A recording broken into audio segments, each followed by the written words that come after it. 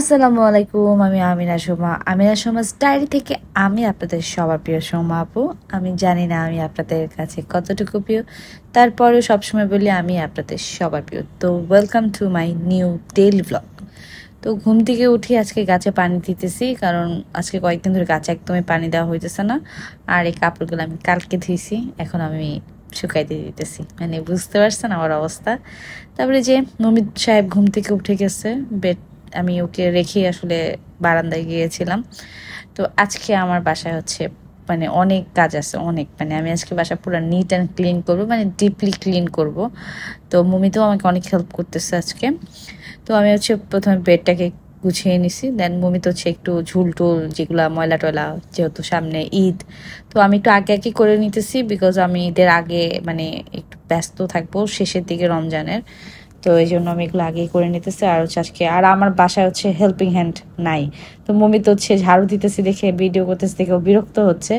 তো ওদিন ছিল ফ্রাইডে, তো জুম্মার দিন ছিল, তো মমি তো হচ্ছে মানে ক্লিন করে যতটুকু পসিবল হয়েছে ও শাওয়ার নিয়ে নিছে, রেডি হয়ে গেছে, নামাজে যাবে। তো এইদিকে আমি আবার হচ্ছে আজকে আমার কিচেনটাকেও ডিপলি ক্লিন করতেছি, একদম ঝকঝকা করতেছি, কারণ আমার আসলে আমি ডেইলি আমি মনে করি যে অনেক বেশি ময়লা হচ্ছে, অল্প অল্প করে যদি একটু বেশি করে করা যায়, 2 দিন পর পর অ্যাটলিস্ট একটু ডিপ ক্লিন করলে হয় কি অনেক বেশি ময়লা লাগে না। বা আর আমি যারা একটু পরিষ্কার পরিচ্ছন্ন যারা থাকে তাদের আসলে এটা মানে আমার একটু বেশি পরিষ্কার থাকতে ভাল লাগে আর কি।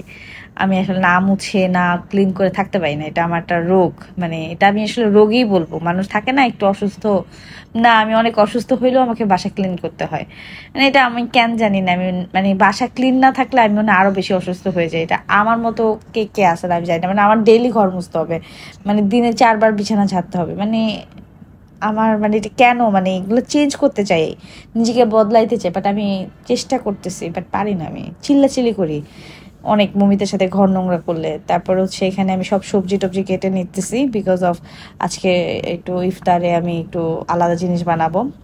তারপর হচ্ছে আমি শাওয়ার নিলাম, দেন আমি একটু নামাজ পড়ে নিলাম, জোহরের নামাজ, দেন আমি আসরেরটাও পড়ছি, আর ওইটার ফিল্ম করা হয়নি। দেন হচ্ছে আসরের পরে হচ্ছে কিচেনে চলে যাই, রান্নাঘরে যে হচ্ছে আমি রান্না বান্না শুরু করে দিই, কারণ আজকে ইফতার বানাবো। তো আজকে ইফতারে ছিল আপনার ফ্রাইড রাইস আর হচ্ছে চিকেন ভেজিটেবল, যেটাকে কারি বলে। তো মুমিত আমাকে আজকে অনেক হেল্প করতেছে, কারণ আমার 3 দিন ধরে প্রচণ্ড জ্বর। তারপর আমি বাসা আজকে ডিপলি ক্লিন করছি, ডেলি কাপড় ধুইতেছি, কারণ আমার বাসায় হেল্পিং হ্যান্ড নাই। এখানে মুমিত হচ্ছে একটু নাড়াচাড়া করতেছে, আমি আবার যখন কাটাকাটি করতেছি মুমিত মোটামুটি হেল্প করে যখন বাসা থাকে। আর যখন বাসা থাকে না আসলে মুমিতের মুড, মানে জানি না মুমিতের যে মাঝে মাঝে কী হয়। তো এখানে হচ্ছে ফ্রাইড রাইসটা বেশ দেখতে সুন্দর লাগতেছে, খেতেও আলহামদুলিল্লাহ বেশ ভালোই হয়েছিল। আর একটু লবণটা কম হয়েছিল, বিকজ এখন রোজা রেখে না আসলে লবণটা টেস্ট করা যায় না, তো একটু লবণটা একটু 19-20 হয়। আমি আর এমনি আমার আন্দাজ খুব একটা ভালো না। আর কারিতে ঠিক ছিল, বাট রাইসে একটু মনে হয়েছিল একটু বেশি দিলে মানে পারফেক্ট হইতো, কম হয়ে গেছিলো। তো দেন হচ্ছে এই যে এটা হচ্ছে ফুল রাইসটা, আর ওটা ছিল কারিটা। কেমন লাগতেছে কমেন্ট করে জানাবেন কিন্তু। হ্যাঁ, তো আমি হচ্ছে আবার একটু ইফতারটাকে একটু সার্ভ করে নিলাম, আমার আর মমিতের এই যে ইফতার। তো খুব সুন্দর করে আমরা একটু রেডি করছি, আমি একটু ছবি তুলি তো তাই।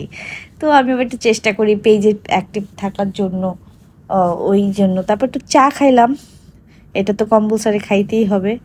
তো এই ছিল আজকের একটা ব্লগ। তো ভালো থাকেন, আল্লাহ হাফেজ।